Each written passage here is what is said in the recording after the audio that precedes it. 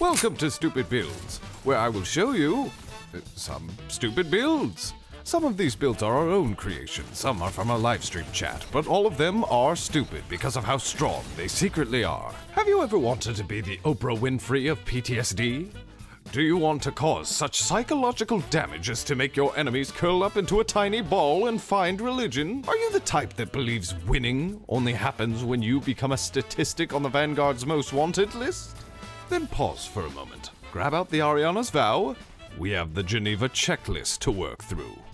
2 years ago, we stepped onto this virtual stage with the first ever stupid build we called the Valkyrie. And today, off of the suggestion of a longtime clanmate, we were curious. Does this walking salt farm still work in current day Crucible? This build consists of a precision frame bow in our kinetic slot, and the Arianas as our space cowboy quick draw for cleanup in the energy slot. Now, I can already detect the rising blood pressure of the bow swap haters out there, but aren't you even a little bit curious if this build survived 2 years of sandbox changes? Oh, I'm sorry for the interruption, but I'm being told that our burrito fund is running low, so at time. This video is sponsored by Raid Shadow Legends. Use my link or my QR code to download and try Raid for yourself. Raid is a totally free hero collection game with over 80 million downloads, amazing graphics, and 800 unique and customizable champions. When you use my code, you will get some free epic bonuses and epic champions. Start the game off with a super legendary champion and 2 strong epic champions, plus a rare hero to get the edge on the start of your Raid adventure. How do you get all these goodies, you may ask? You must use exactly my link in the description or scan the QR code to receive Lightsworn, an epic champion from the Sacred Order. His kit allows you to keep a team alive with an increased defense buff and a revive on death skill. In addition, once you receive level 15, you will also receive Juliana, another epic champion and a boss killer from the Sacred Order. After downloading using my link, use the promo code Monkey King for the legendary Sun Wukong champion. Sun Wukong is a super strong legendary with a special ability to block and steal all buffs. This makes him useful on any team, and it's rare Raid gives out such legendary heroes for free, yet they gave me another code that you see on screen here to get the rare champion War Maiden from the Barbarian faction, who is a rare attack type warrior. To redeem your Raid Shadow Legends promo code, tap on the tab on the left hand side of the screen when you're in the Bastion, then select the promo codes option. Once you're in the promo codes window, type your Raid Shadow Legends promo code and hit confirm. So what are you waiting for? Click my link in the description or scan my QR code to get 2 epics, and don't forget to use promo code Monkey King. Just hit my link in the description and I'll see you on the battlefield. The build runs Solar Warlock with Icarus Dash and Heat Rises. Our aspects focus mostly on team support because we are often so far behind our teammates we can hybridize our playstyle into a miniature support build. The bow's exact perks do not really matter much so long as it is a precision frame with decent handling. For our exotic armor, there have been many iterations, but returning to this build's origins, it ran Sanguine Alchemy back when it gave warlocks wall hacks. This choice was more to bolster the awareness of the Warlock, allowing us to pixel peek aggressors much easier. The very first thing the sandbox changes did to hurt this build was to lower Empowering Rift damage. Previously, this would have been capable of one-shot headshotting all but max resilience guardians. Now, it leaves them with a splitting headache. A really bad hangover, but ultimately alive. Sadly. Nowadays, Sanguines is the only way for our build to still hold on to its one-shot Ariana's potential by bumping up our Empowering Rift's damage back to its previously unnerfed bonus state. But the bow swapping itself is slower. Like waiting for the pizza delivery driver when they said they would get the order at 6 o'clock p.m. and it's currently 6:05 and... what? I was hungry, okay? Anyways, the bow swapping still works, yes, but even when you fully specialize your mods into dexterity, it still only emulates a shadow of its former meta-shattering self. Not to mention, in a very old patch, Ariana's was changed to require an actual aim-down sight to trigger its exotic perk, so no more point-blank sleight-of-hand neck snappings.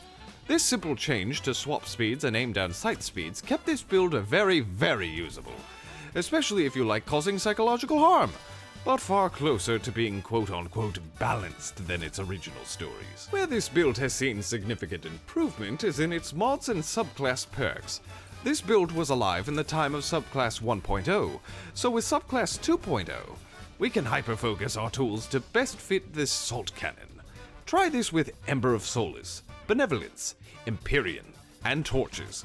The idea here is that when we do gain some kind of radiance, likely from our melee, we can use the 10 to 12 second window of damage buff to lower our precision requirements on high tier resilience guardians, or allow us to chain body shots together because Ariana's loses its aim down sight damage buff when it doesn't land a headshot. Stack your armor for unflinching and dexterity, and have a ball. 4 big irons out of 3 OK corrals. I've heard that subscribing to this channel reverses hair loss, and looking at the majority of you, ooh, yeesh. Yeah, let me just leave this here. You're welcome. Centrifuge made waves for about 2.5 weeks, but then everyone remembered that other non-exotic auto rifles existed, and promptly dropped the thing like a bad habit. Not today. The build idea was quite interesting. Our shock and awesome auto rifle combined with the cha-cha real smooth movement of a backers hunter. The Centrifuge obviously wants you to keep moving, but lacks some of the sustain and close quarter combat tools needed to truly lean in on this idea. The Backers provides these tools by not only giving us an Overload Fallen Captain's teleport to get in and out of the personal space of others, but also a small bump in our damage per shot for a short time following. This bump in damage was nearly unnoticed, but combined with Centrifuge's increased range and arc explosions on kills while charged, it gave us the tiny amount of wiggle room we needed to stay on top of most of our fights. It felt a little odd being on stasis with a weapon that is so clearly begging to be on arc, but the addition of stasis crystals for on-demand cover for ourselves while we slid into the DMs of the enemy team a little too aggressively came in handy more than I would like to admit. For our secondary, we tried this with a stasis fusion rifle, but we only found middling success with it. Likely with the playstyle as aggressive as the Backers, we would be better off running this with a shotgun. In fact, looking over some of this footage, besides thinking about how unbelievably attractive the user must be, I can see a clear lack of edge in combat. The Centrifuge sits in this strange no man's land of being perfectly viable, but not broken. In current Crucible meta, if you aren't creating work for the Sandbox team's future patch notes, you aren't thriving, you are merely surviving. The Centrifuge, by itself, was doing exactly that. But the build overall kept most enemies in check. We were able to cover most ranges, and we had tools for most encounters. Again, the major weakness being a lacking instant close-range shutdown to harmonize with the Backers. We ran this get-up with the Winter Shroud and Grim Harvest aspects. These were not selected by the build owner, more a lottery of happenstance that decided to take a nap on our couch. The Winter Shroud for the slow-on dodge was perfect, and turned a dodge near an opponent into a guaranteed kill that worked 60% of the time, every time. The Grim Harvest, however, missed harder than Arby's food trucks at a vegan convention.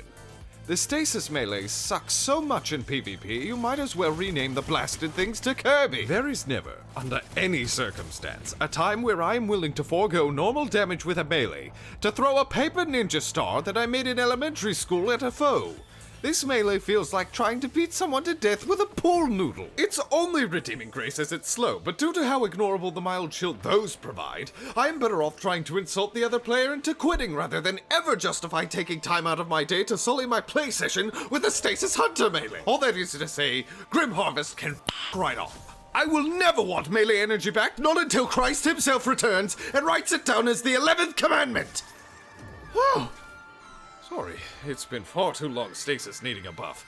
I don't know what came over me. Let's wrap this up. Build good, individual components bad. 3 Baskin Robbins out of 5 Cold Stone Creameries.